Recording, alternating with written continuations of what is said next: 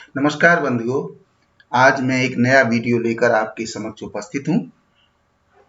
आज का टॉपिक है भारतीय राष्ट्रीय कांग्रेस की स्थापना। इस वीडियो में मैं आपको बताऊंगा कि भारत में किस तरीके से राष्ट्रीय कांग्रेस की स्थापना हुई थी। तो सबसे पहले हमें इसकी पृष्ठभूमि के बारे में जानना होगा कि 1857 के विद्रोह के बाद से लेकर के राष्ट्रीय कांग्रेस की स्थापना तक किस तरीके से सरकार के नजरिए में परिवर्तन आया था और किस तरीके से अंग्रेजों और कुछ राष्ट्रवादी भारतीयों ने मिलकर के इस संस्था को बनाया था। तो वीडियो शुरू करें।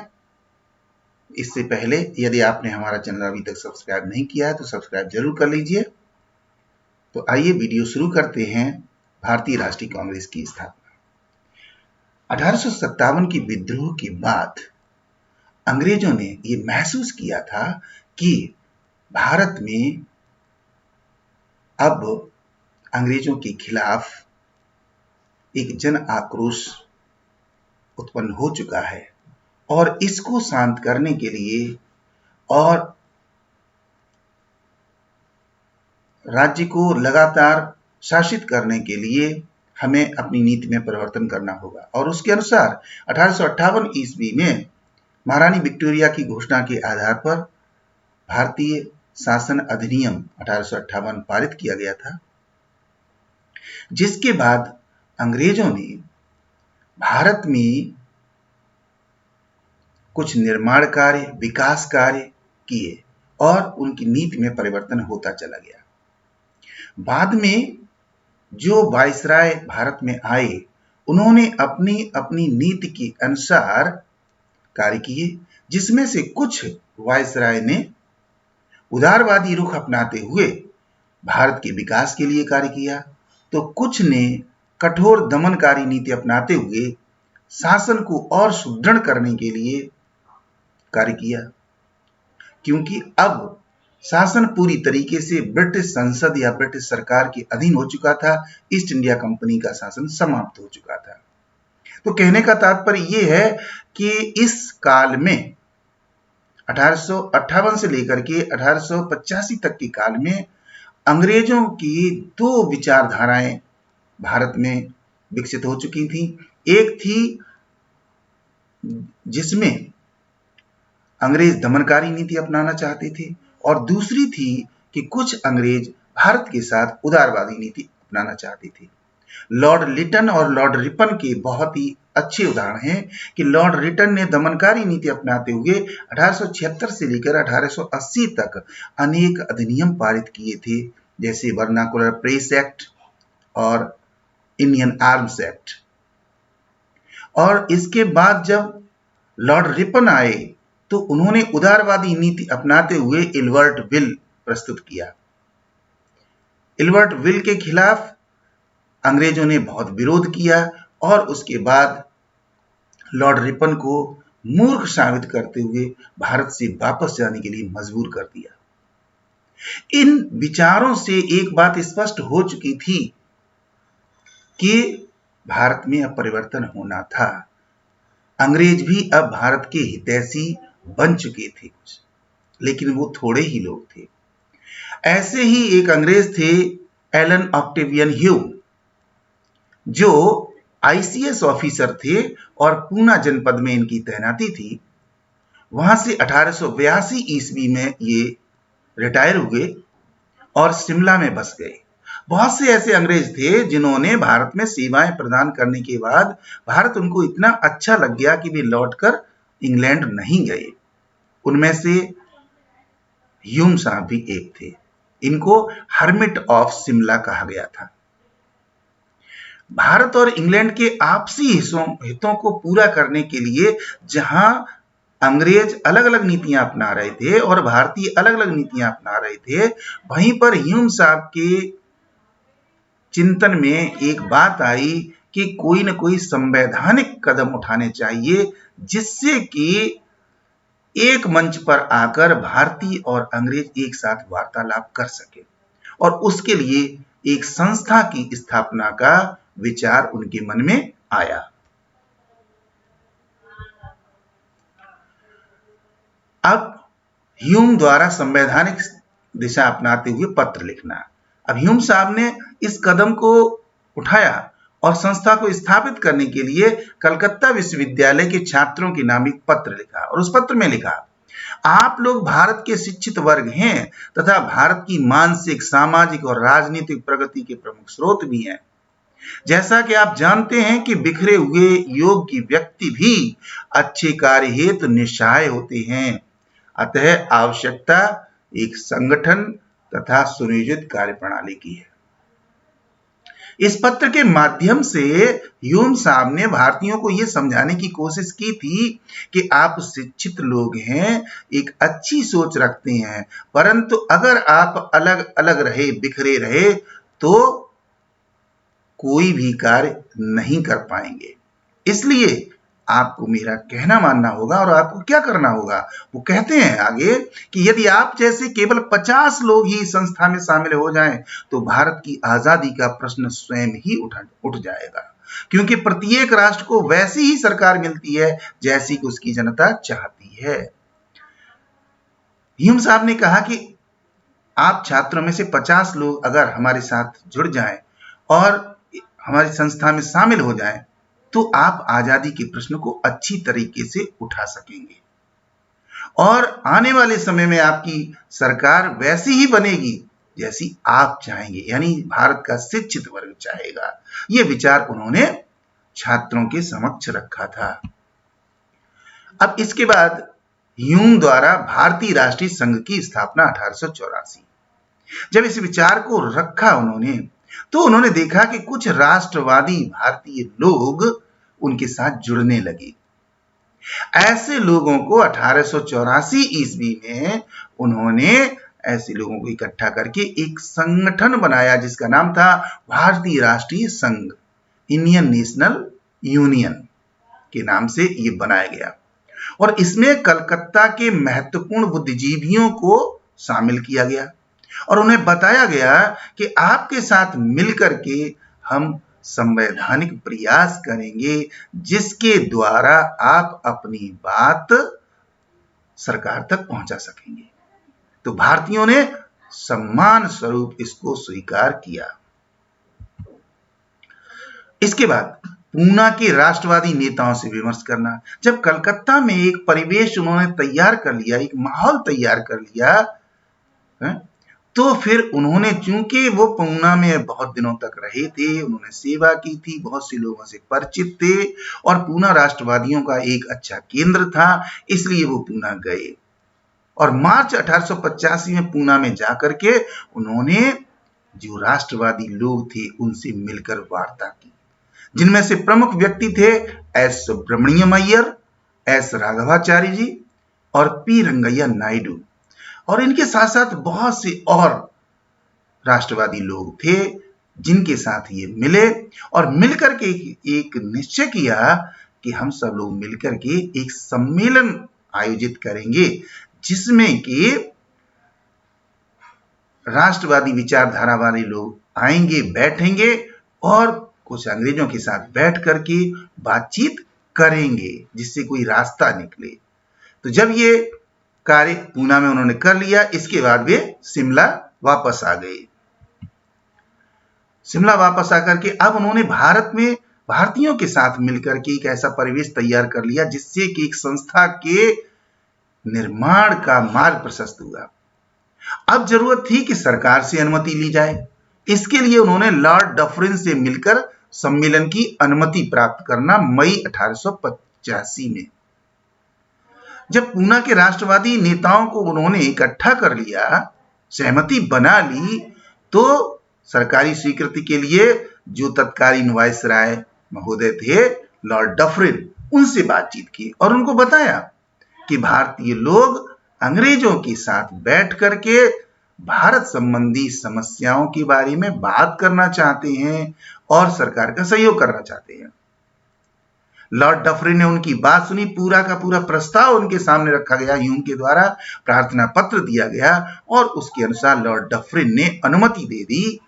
दिसंबर महीने में ये सम्मेलन पूना में किया जाएगा, इस बात का निर्णय ले लिया गया, अनुमति प्राप्त हो गई।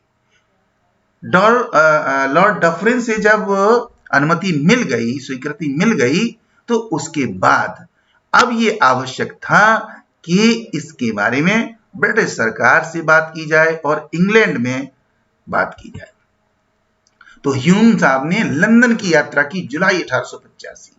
भारत में जब अपनी मुहिम जो चला रहे थे ये ह्यूम साहब, जब भारत में उन्होंने एक परिवेश तैयार कर लिया, लोगों को तैयार कर लिया, तब वो लंदन गए और लंदन में जाकर के उन्होंने उसी तरीके की बात वहां पर रखी उदारवादी लोगों के समक्ष। और उदारवादी लोगों के समक्ष जो अंग्रेज भारत के हित के बारे में सोच सकते थे, ऐसे लोगों से को मिला करके उन्होंने एक संगठन बनाया जिसका नाम रखा गया इंडियन पार्टी। और इस संगठन को ये काम दिया गया कि वो एक प्रेशर ग्रुप के रूप में काम करेगा, एक दबाव समूह के रूप में काम करेगा, जो ब्रिटेन की संसद के अंदर और बाहर लोगों को समझाएगा कि हम भारत में इस तरीके की संस्था का निर्माण करने जा रहे हैं, जिससे कि ब्रिटेन में समर्थन प्राप्त किया जा सके इस कार्य के लिए। और ह्यूम साहब को इस कार्य में बहुत बड़ी सफलता मिली। बहुत सारे अंग्रेज लोग इंडियन पार्टी के माध्यम से इस प्रस्ताव का समर्थन करने लगे। इसके बाद दिसंबर 1885 में ह्यूम का मुंबई पहुंचना। जब उन्होंने पूरी तैयारी कर ली और लंदन से वापस आ गए, तो 2 दिसंबर 1885 को ह्यूम साहब बंबई पहुंचे और वहां पर विभिन्न प्रांतों के जो विशिष्ट व्यक्ति थे, प्रतिनिधि थे, उनको प्रतिनिधि बनाया गया और कांग्रेस की बैठक के लिए उनको बुलाया गया। लेकिन इसी समय पूना में प्लेग फैल गई, जिसके कारण से विचार विमर्श किया गया और ये निर्णय लिया गया कि अब ये सम्मेलन पूना में नहीं किया जाएगा, अब ये सम्मेलन बंबई में किया जाएगा। और इसके बाद सभी प्रतिनिधियों को, सभी लोगों को जो भी इसमें शामिल होना चाहते थे, उन लोगों को तार के द्वारा या जैसे भी संभव हुआ सूचना दी गई। अब आवश्यकता थी इस सम्मेलन के बारे में प्रचार और प्रसार करने की, इसके जो प्रपोजल्स थे वो जनता तक पहुंचाने की। और ये काम सबसे पहली बार हिंदू नामक समाचार पत्र ने किया, जहां पर उसने पूरी घोषणा छापी, जहां पर पूरा कार्यक्रम छापा, लोगों के विचार छापे। और पूरा ब्यौरा जब प्रकाशित हुआ तो भारतीयों के द्वारा इसको स्वीकार किया गया, समर्थन दिया गया। अनेक प्रतिनिधि जब सूचित हो गए तो इसके बाद पूरी की पूरी तैयारी हो गई सम्मेलन के लिए। अब बंबई प्रेसिडेंसी एसोसिएशन द्वारा ह्यूम का सहयोग करना। जब ह्यूम साहब बंबई में काम कर रहे थे तो आवश्यकता इस बात की थी कि जो स्थानीय लोग हैं उन लोगों से मिला जाए और उन लोगों से मिलकर के इस सम्मेलन को सफल बनाया जाए। और इसके लिए बंबई प्रेसिडेंसी एसोसिएशन एक संस्था थी जिसमें बुद्धिजीवी वर्ग जिसके सदस्य थे, उन लोगों से मिलकर के ह्यूम साहब ने सफल आयोजन की तैयारी कर ली। और जब सारी चीजें तैयार हो गईं, तब 28 दिसंबर 1885 ईस्वी को बंबई के गोकुलदास तेजपाल संस्कृत विद्यालय में पहला अधिवेशन संपन्न हुआ। कहने का मतलब है कि एलन ऑक्टेवियन ह्यूम ने कितना बड़ा कार्य किया। पहले एक विचार अपने मन में लाए, फिर कलकत्ता में लोगों को तैयार किया, फिर पूना में लोगों को तैयार किया, फिर लॉर्ड डफरिन से स्वीकृति ली, फिर इंग्लैंड में जाकर के अपने पक्ष में समर्थन किया और इसके बाद फिर आकर के बंबई आए, बंबई में सहयोग प्राप्त किया और अब आकर के 28 दिसंबर को आयोजन किया गया। जब पहला अधिवेशन कांग्रेस का हुआ तो उसमें खास बातें क्या थी उनको जानना बहुत जरूरी है। ये अधिवेशन कांग्रेस के संस्थापक जो थे ईओ ह्यूम साहब थे। यद्यपि उस समय इसका नाम कांग्रेस नहीं रखा गया था, अधिवेशन के समय ही रखा गया। अध्यक्ष थे भूमेश चंद्र बनर्जी, जो एक बहुत जाने माने वकील थे, बहुत अच्छे संगठनकर्ता थे और बहुत अच्छे वक्ता थे, इसलिए इनको अध्यक्ष बनाया गया कि वो दोनों पक्षों में सामंजस्य बनाते हुए सभी को अवसर देंगे अपने विचार व्यक्ति का। और 28 दिसंबर 1885 को ये संपन्न हुआ था प्रथम अधिवेशन। बंबई के गोकुलदास तेजपाल संस्कृत विद्यालय में हुआ था। अधिवेशन 12 बजे से प्रारंभ हुआ और देर समय तक चला था शाम को।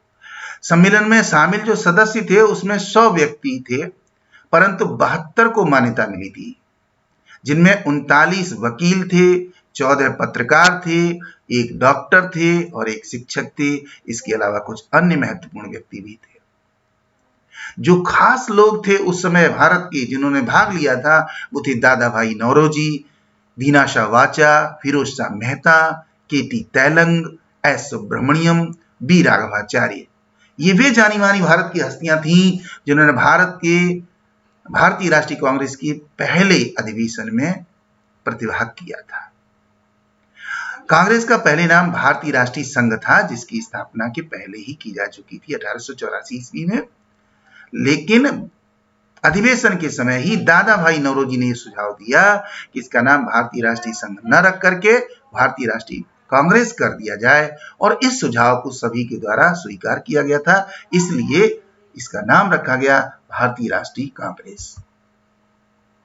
अब कांग्रेस की जो स्थापना हुई, जो उत्पत्ति हुई, उसके संबंध में अलग अलग अवधारणाएं हैं। इसमें अंग्रेजों की अवधारणा क्या है, अंग्रेजों ने क्या सोचा था, इनकी अवधारणा के बारे में लाला लाजपत राय ने अपनी पुस्तक यंग इंडिया में लिखा है कि अभयदीप नामक अभयदीप के रूप में इन्होंने कांग्रेस की स्थापना की थी। अभयदीप का मतलब क्या है, एक सुरक्षित दीपक। अब सुरक्षित दीपक क्या था, ब्रिटिश साम्राज्य, यानी कांग्रेस जो होगी वो ब्रिटिश साम्राज्य रूपी दीपक का एक सुरक्षा कवच होगी। ये सोच करके अंग्रेजों ने इस संस्था की स्थापना की थी। ये अंग्रेजों की अवधारणा थी, ऐसा माना जाता है। भारतीयों की अवधारणा क्या थी, भारत के लोगों की समस्याएं ब्रिटिश सरकार तक आसानी से पहुंचेंगी और उनका समाधान निकाला जाएगा। अब तक की समस्या क्या थी, भारत में बहुत सारी दिक्कतें थी, शिकायतें थी, लेकिन सरकार से बात कैसे करें, कोई अधिकारी बात करने के लिए तैयार होगा या नहीं होगा, कौन करेगा बात, ये सारे मुद्दे बने रहते थे। आवश्यकता थी कि एक ऐसी संस्था हो जिसके माध्यम से अंग्रेज और भारतीय दोनों समूह बैठ करके भारत की समस्याओं के बारे में विचार करें और यथासंभव उनका निदान निकालें। तो भारतीयों की अवधारणा यह थी कि उन्हें एक अच्छा मंच मिल गया था जिसके माध्यम से वे अपनी बात सरकार तक आसानी से पहुंचा सकते थे। अब कांग्रेस की स्थापना के संबंध में विद्वानों ने तरह तरह के विचार प्रस्तुत किए। यहां पर हमने कुछ भारतीय विद्वानों के विचारों को रखा है, कुछ अंग्रेजों के विचारों को रखा है। तो भारतीय विद्वानों के विचारों पर पहले विचार करते हैं। रजनी पामदत्त, जो कि आधुनिक भारतीय इतिहास और अर्थव्यवस्था के बहुत अच्छे जानकार लेखक माने गए हैं, उन्होंने कहा है कि भारतीय जन आंदोलन के खतरे को देखते हुए अंग्रेजों ने सरकार के सहयोग के लिए संस्था को जन्म दिया था। उनका कहना यह है कि भारत में जिस तरीके से 1857 का आंदोलन हुआ था और उसके बाद लगातार भारतीय किसी न किसी माध्यम से प्रयास कर रहे थे, तो अंग्रेजों ने यह सोचा कि कहीं कोई और जन आंदोलन ना हो जाए, इसलिए इस संस्था को जन्म दिया था ताकि इसके माध्यम से अंग्रेजों के द्वारा भारतीयों की उग्रता को रोका जा सके। ये रजनी पामदत्त साहब मानते हैं। डॉक्टर नंदलाल चटर्जी कहते हैं कि अंग्रेजों को रूस का भय था कि कहीं भारत की जनता रूस का सहयोग न करने लगे, क्योंकि रूस अफगानिस्तान में बड़े क्षेत्र पर अधिकार कर चुका था। तात्पर्य क्या है, तात्पर्य यह है कि 1884 ईस्वी तक रूस अफगानिस्तान के एक बड़े क्षेत्र पर आक्रमण करने के बाद उसको अपने अधीन कर चुका था। अंग्रेजों को लगता था कि अब रूस कहीं अफगानिस्तान को पार करके भारत की ओर न बढ़ जाए, और भारतीय चूंकि अंग्रेजों से परेशान है लंबे समय से, इसलिए कहीं वो अंग्रेजों के खिलाफ जाकर रूस का समर्थन ना करने लगे, रूस का सहयोग ना करने लगे। ऐसा डॉक्टर नंदलाल चटर्जी मानते हैं, लेकिन बहुत से अन्य इतिहासकार इस बात को स्वीकार नहीं करते हैं। अगली बात, गोपाल कृष्ण गोखले साहब क्या कहते हैं, वो क्या लिखते हैं, यदि कोई भारतीय इस तरह का अखिल भारतीय आंदोलन प्रारंभ करता तो सरकार इसे अस्तित्व में नहीं आने देती। गोपाल कृष्ण गोखले साहब कहते हैं कि ये तो अच्छा है कि इस तरीके का विचार एक अंग्रेज के मन में आया। अगर यही विचार किसी भारतीय के मन में आता और वो इस तरीके की संस्था का निर्माण करना चाहता तो अंग्रेज कभी भी उसे स्वीकृति नहीं देती, ऐसा मानते हैं। तो ये थे कुछ भारतीय विद्वानों के विचार। अब आगे देखते हैं अंग्रेज विद्वानों के विचार क्या थे। अंग्रेज विद्वानों के विचारों की दृष्टि से अगर देखें तो लॉर्ड डफरिन, जो कि तत्कालीन वायसराय था, वो कहते हैं कि कांग्रेस जनता के इस अल्पसंख्यक वर्ग का प्रतिनिधित्व करती है जिसकी संख्या बहुत थोड़ी है। डफरिन साहब का मानना यह था कि जिन थोड़े से भारतीयों ने कांग्रेस की सदस्यता ग्रहण की है वो कोई बहुत बड़ा प्रभाव नहीं डाल पाएंगे, इसलिए ऐसी संस्था से अंग्रेज हुकूमत पर कोई बहुत ज्यादा असर पड़ने वाला नहीं है। वो कहने का मतलब है कि इसको बहुत ज्यादा महत्वपूर्ण संस्था नहीं मानते थे। अगली बार लॉर्ड कर्जन क्या सोचते हैं इसके बाद। लॉर्ड कर्जन ने क्या लिखा बाद में कि कांग्रेस एक बेहद गंदा तथा देशद्रोही संगठन है। लॉर्ड कर्जन जो है वो भारतीयों की मानसिकता को डाइवर्ट करना चाहते थे, अलग तरीके से व्याख्या करते थे, क्योंकि लॉर्ड कर्जन भी एक दमनकारी वायसराय के रूप में जाने गए। उन्होंने कांग्रेस को की आलोचना करते हुए उसको बहुत ही गंदा और देशद्रोही संगठन कह डाला। इसका डेनियल आर्गो कहते हैं कि कांग्रेस के माध्यम से भारत का मध्यम वर्ग सरकार के समक्ष भारतीय शिकायतों को उद्घोषित करने का माध्यम बन गया। डेनियल साहब का मानना है कि कांग्रेस से एक ऐसा प्लेटफॉर्म मिल गया भारतीयों को, भारत के बुद्धिजीवियों को, जो आसानी से अपने देश की समस्याओं को और शिकायतों को सरकार के समक्ष रख सकते थे। तो उन्होंने इसको एक माध्यम के रूप में स्वीकार किया है। तो ये थे कांग्रेस की स्थापना के संबंध में महत्वपूर्ण विचार। उसकी स्थापना कैसे हुई, ह्यूम साहब ने कैसे ये विचार मन में लाया और कितना भगीरथ प्रयास किया, तब इस संस्था को जन्म दिया। आपने हमारे इस वीडियो को देखा है, उम्मीद करता हूं कि वीडियो आपको पसंद आया होगा। अगर आपको पसंद आया है तो इसको लाइक और शेयर जरूर कर दीजिए, और इसी तरीके से हमारे आने वाले वीडियो भी देखते रहिए, क्योंकि आने वाले वीडियो में हम एक से एक अच्छी विषय वस्तु आपके समक्ष लाने का प्रयास करेंगे। लगातार अध्ययन करते रहिए, आगे बढ़ते रहिए। गुड लक, गुड बाय, जय हिंद।